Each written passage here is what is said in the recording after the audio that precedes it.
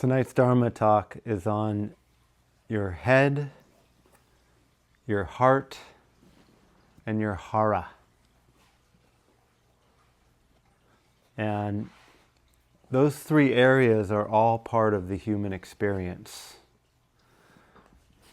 I'd say 70 to 80% of people live the experience from their head. They operate from this place of their head. And I've witnessed through lots and lots of men's rites of passage weekends and men's work that a lot of men really operate from their neck up. And that the idea that the whole body is what we want to start to be in relationship with and really let that be a part of our human experience.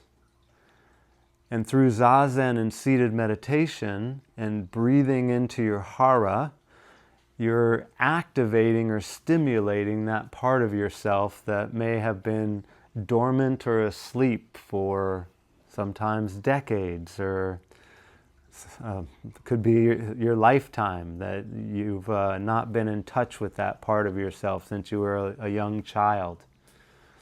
And so to reactivate and open up your Hara is again bringing you back to that childlike intuition or place of stillness and silence within inside yourself that you can always trust and rely on, that it's a part of who you are. And you know, for me, being in my head and in my thinking can be some of the most painful things that I experience are what I tell myself.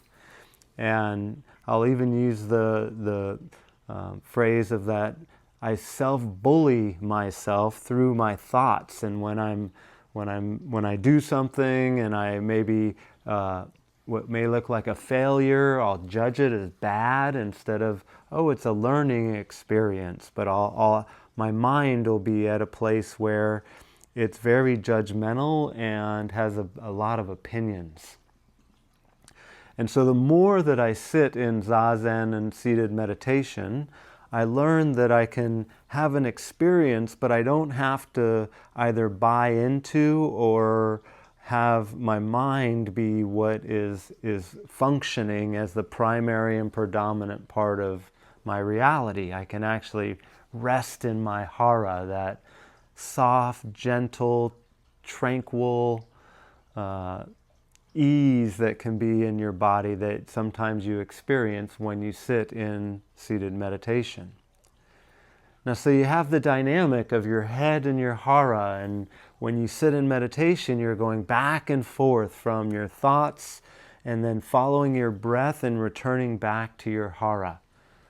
So you get to practice at it, that it's exactly like working out in the gym or training for a triathlon, that it's a muscle that the more that you practice and train at it, you actually get more predominantly where you can access or be in your Hara and not only coming from your thinking. So it's a nice place to go to, like, for me, every single morning I recommend is sitting in meditation and dropping into that place inside yourself to let yourself remember what's true about you.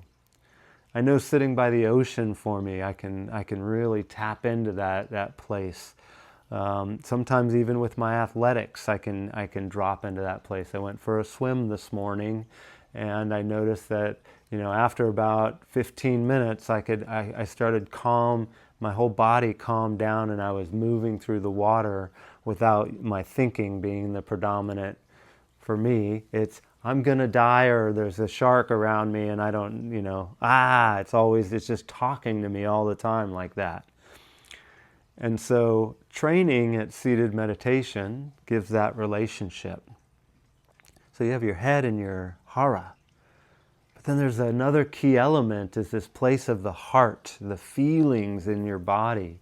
That are you letting the emotions that are running through your body that can feel terrible, or that can feel very joyous or sad or sometimes shame for me, that am I letting those emotions of my heart be active in the human experience? And so that I grew up being that you're, especially as a man, don't cry, don't show your emotions. And it was shut it down like very fast at a young age, that it was not okay for me to feel all my emotions. And it really wasn't until I got into my men's work about 15, 20 years ago that I started accessing this place inside of myself that I repressed and denied and hid, and would like, don't cry, men don't cry. And that was like a theme of like in judo of like, if you get hurt, you don't show a tear. If you're hurt or you show emotion, you're going to probably get taken out and not be able to compete or have fun anymore.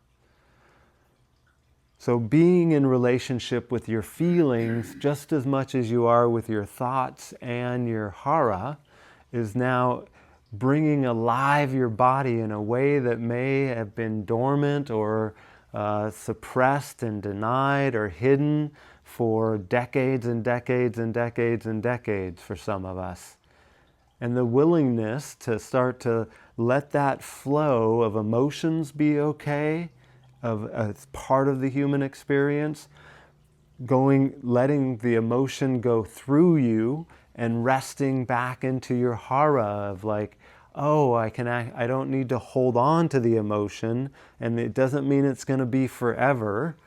I know for myself, I can feel depression sometimes, or a sadness that I think is going to just stay there, and I want to change or alter the way that I'm thinking or feeling.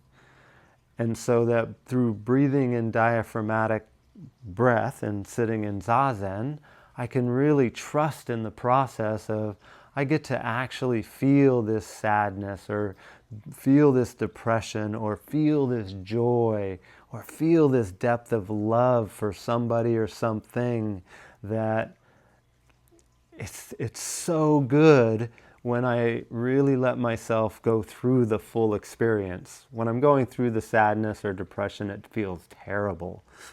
And then when I come out the other side, though, I'm like, wow, look at this. It's actually something that I've learned something from. My emotions taught me something about myself that really can have my human experience be at another level that I never even dreamed was possible.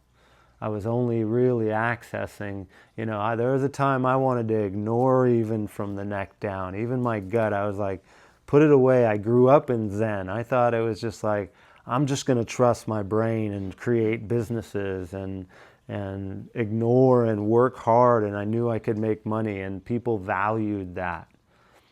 And so this value of sitting with all these two other areas of your hara and your heart and your emotional fluidity and the softness in your hara, that can be that place of stillness and silence. It's always accessible for you.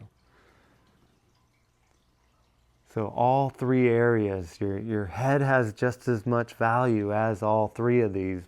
It's not letting it, what are you putting in your brain? What are you letting go in there at nighttime? And am I scrolling all the way up until I go to bed? And man, it can put some weird stuff in my head. And I lay there in bed of like, what was I thinking? Or me and Amber used to watch 24. Did anybody remember that? I think it was Keith Sutherland. Man, that was like a pedal to the metal, and we'd be awake for another 2 hours because it was so intense. Like, now that I'm aware of that, I don't want my brain to take in that stimulation right before I go to bed.